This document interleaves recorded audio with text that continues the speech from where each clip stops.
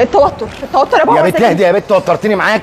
بابا طب ما فيش حد من الوزاره كلمك؟ مفيش حد كلمني من الوزاره. انت حاطه نمرتي ولا نمرتك؟ نمرتك انت يا بابا طبعا. مفيش غير نمره الاسبوع اللي فات غريبه هي اللي رنت عليا وما ردتش عليهم يا بابا. ما انا قلت لو الوزاره هيتصلوا تاني مش لازم اطير الرصيد كله. السلام عليكم ورحمة الله وبركاته. عاملين ايه؟ يا رب تكونوا بخير. طبعا كل البنات والشباب مستنيين نتيجة الثانوية العامة. عاوزة اقول بس كلمتين يا جماعة للناس اللي يعني مش بيحالفها الحظ في نتيجة الثانوية العامة. ناس طبعا منهم بتنتحر، في ناس منهم بيجيلهم حالة نفسية.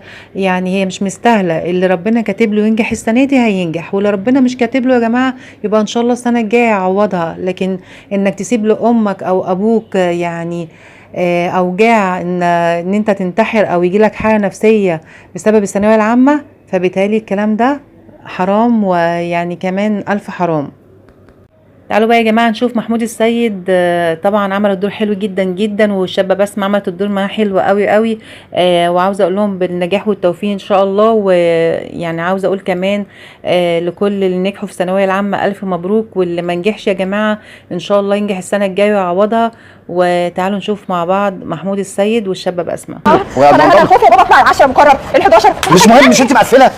في حته بس اديك فلتت مني. اللي هي ايه؟ جمع قطر. قطارات. انا بقى حطيتها اعمال. ايه العلاقه؟ ما انا قلت حاجه كده من قطر، وقلت قطروا لما نبقى قاعدين عند الشيخه خديجه المغربيه وبنعمل جلب حبيب نقول قطروا بعيط امي. وبقيه الامتحانات ده انا كده قلقت. لا مقفله بابا ومراجعه كويس جدا. كويس جدا. طب امال ايه يا خوفي يا بنتي تطلع ال11 وتبقى استر يا رب استر يا رب. السلام عليكم. ازاي حضرتك؟ كام يا بابا كام؟ احنا مستنيين من بدري والله. كام؟ بتتكلم بجد؟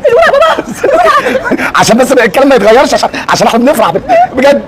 حالا الف شكر لحضرتك في رعايه الله. مكالمه الوزاره يا بابا؟ لا مكالمه البقاله، ده عمك ابو سعيد البقاله. كنت موسع على رنجه بطارق، صليتي على النبي. هولندي بقى مش فسالته بكام؟ قال لي ب 120. يا بابا انا بحب الرنجه هولندي، انا بحب الرنجه. ايوه لسه بتقولي ده بابا، احنا مستنيين النتيجه. يا بابا لا عملتك مديحه يا ديح. لا ما كلمونيش، هيكلمونا اكيد دلوقتي. انت عارفه الخطوط فوق بعضيها. لا ما اسمحلكيش، اسمي ابو الدكتوره بسمة او عالمه الفيزياء. ايوه. وبقول لك ايه، ابنك عاطف ما يتنحنحش. اللي بكالوريوس تجاره قال فمعلش احنا في كاتيجوري تاني دلوقتي يا ديحه. اختي على عيني وراسي، بس تعرفوا انتوا فين واحنا فين. دكتوره بسمة. ماشي يا ديحه. هطمنك يا حبيبتي.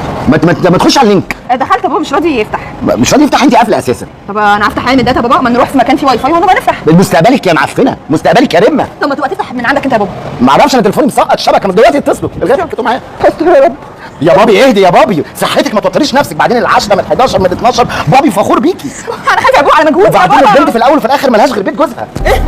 لا يا بابا انت ما تقدرش تعلمني 12 سنه تعليم وفي الاخر ما اوهبش حياتي وعمري كلهم اللي جايه للعلم. وبعدين انا بنت محمود السيد رجل العلم، فلازم اطلع زيك ولازم اشرفك يا بابا.